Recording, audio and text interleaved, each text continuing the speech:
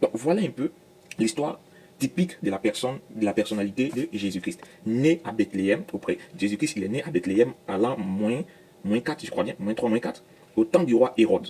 Pourquoi Jésus ne pouvait pas naître dans une autre ville, à Bethanie? Pourquoi Jésus ne pouvait pas naître à Silo? Pourquoi Jésus ne pouvait pas naître même à Jérusalem, qui était la maison du roi? Mais pourquoi il vient naître seulement à Bethléem, qui était la moindre de toutes les villes de Juda? C'est parce que il y avait une prophétie qui avait déjà été donnée dans l'Ancien Testament, et cette prophétie le concernait. Dans Michée chapitre 5, il disait que et toi, Bethléem, Bethléem Ephrata, petite parmi les milliers, de toi sortira pour moi celui qui dominera sur Israël, dont les origines remontent aux temps anciens. Donc déjà, on comprend que celui qui va sortir de Bethléem, c'est celui dont les origines ne remontent pas d'aujourd'hui, mais dont les origines commencent depuis l'éternité, et Bethléem. Dans sa définition très simple, la définition même du mot Bethléem qui veut dire Beth, la maison, et le Hem qui est pain. Donc Jésus, il est considéré comme le pain de vie. Donc Bethléem qui veut dire la maison du pain de vie. Donc on comprend qu'il accueille automatiquement Jésus-Christ, la manne. La manne qui ne pourrit pas, la manne qui ne périt pas, la manne qui reste toujours vivant. C'est pourquoi il dit même aux disciples, je suis le pain de vie qui est Jésus-Christ. Ça va d'abord dans un angle spirituel. Parce que c'est par révélation qu'on a la connaissance de cette personne, de cette personnalité historique qui a vécu sur terre. Maintenant, pourquoi on ne trouve pas beaucoup de preuves sur l'existence de tout ça? Donc, ce n'était qu'une petite ville. Et c'est dans cette petite ville-là qu'il va naître celui qu'on appelle le sauveur de l'humanité. Et Jésus, lorsqu'il naît, il passe un peu tout son temps en Égypte. Jésus sera en Égypte et il revient. Et il commencera son ministère à l'âge de 33 ans, à l'âge de 30 ans, dont il ne fera que 3 ans de ministère. Jésus n'a prêché que 3 ans. Et pendant ces 3 ans, Jésus n'a parcouru que les villes de Jérusalem, les villes d'Israël. Maintenant, parmi les villes d'Israël où Jésus-Christ il est parti pour prêcher son ministère, même pendant ces 3 ans, il était considéré comme une hérésie pour le peuple juif. Jésus, il était considéré comme un faux prophète, il était considéré comme Belzéboul, il était considéré comme un égareur. Donc, ces choses n'intéressaient pas plus les Romains qui vivaient en son époque. Ces choses n'intéressaient pas les Romains. Pourquoi? Et ainsi que les Grecs. Parce qu'eux, ils étaient des écrivains. Ceux qui relataient les choses à leur époque, c'était des écrivains, scribes.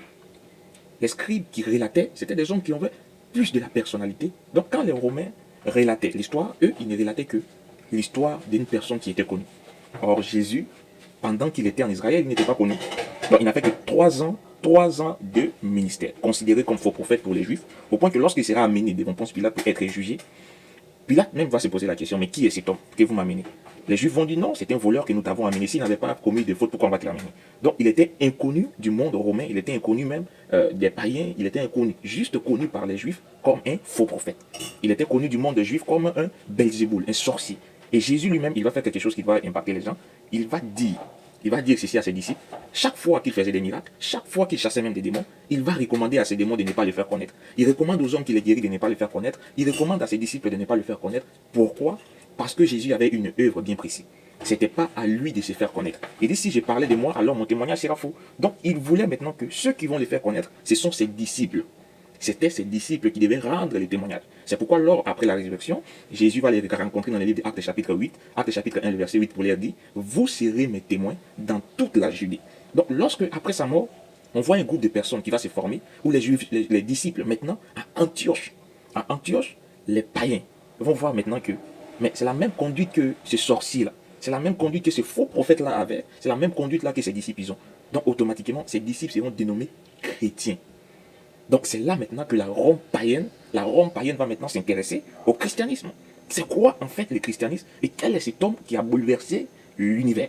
Donc au deuxième siècle, il va maintenant avoir des écrivains, plus d'écrivains qui vont écrire maintenant, et des historiens, tout ça qui vont écrire maintenant sur la personne de Jésus-Christ. Prenons d'abord l'écrit de Celsius. Celsius écrit ceci, Celsius écrit au deuxième siècle, Origène, livre 1, chapitre 28, il dit Jésus, après avoir été élevé dans l'Égypte, il a pris la sorcellerie, pouvoir magique. Donc, pour lui, quand Jésus était en Égypte, Jésus a appris les pouvoirs magiques, certaines pratiques de la sorcellerie.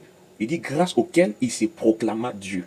Donc, il reconnaît que Jésus, en fait, il avait ce don. Il avait ce pouvoir-là de matérialiser des choses. Il avait ce pouvoir de guérir des malades. Mais pour lui, il dit non, c'est en Égypte, pendant son séjour en Égypte, c'est là-bas qu'il a appris ces choses-là. Mais il va venir maintenant illusionner les gens pour dire qu'il était Dieu. Pourquoi? Parce qu'eux, ils n'étaient pas d'accord et ils n'avaient pas une grande connaissance sur cette personnalité de Christ. Le Talmud de Babylone aussi écrit, on dit, à la veille de Pâques, Yeshua fut pendu 40 jours, un héros proclama.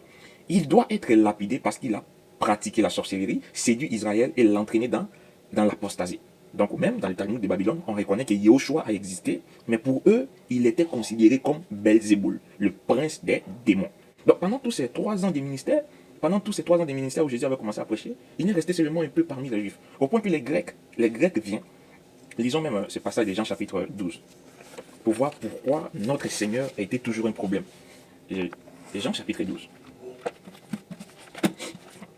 Quelques Grecs du nombre de ceux qui étaient montés pour adorer pendant la fête s'adressaient à Philippe de Bethsaïda en Galilée et lui dit en instance, Seigneur, nous voudrions voir Jésus.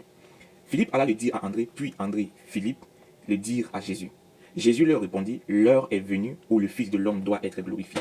En vérité, je vous l'ai dit, si le grain de blé qui est tombé en terre ne meurt, il reste seul. Donc Jésus annonce ici que c'est par sa mort qu'il va se faire connaître aux nations. Donc, ce n'est pas encore l'heure, ce n'est pas l'heure de se faire connaître aux nations, aux non-juifs, mais après l'œuvre de la croix, après sa résurrection, alors sa renommée va être proclamée. C'est pourquoi jusqu'à aujourd'hui, ça nous fait aujourd'hui 2026 ans, où les hommes ils combattent contre cette Bible, où les hommes essaient de changer la parole du Seigneur, mais ils n'arrivent pas à le faire. Au point même où ils créent des religions tout autour pour amener des ambiguïtés, où ils créent des religions tout autour pour prouver que non, la parole de Dieu est fausse. Mais jusqu'à aujourd'hui, ce livre que nous tenons, qui est la Bible, continue d'impacter, continue de transformer des vies et continue de réaliser des merveilles dans la vie des personnes. Donc on comprend que Jésus n'est pas un mythe ou bien une histoire qu'on rencontre aux enfants pour qu'ils puissent s'endormir, mais Jésus, il est une réalité, et cette réalité-là, ça ne reste pas seulement ici, mais ça va continuer jusqu'à dans la vie éternelle.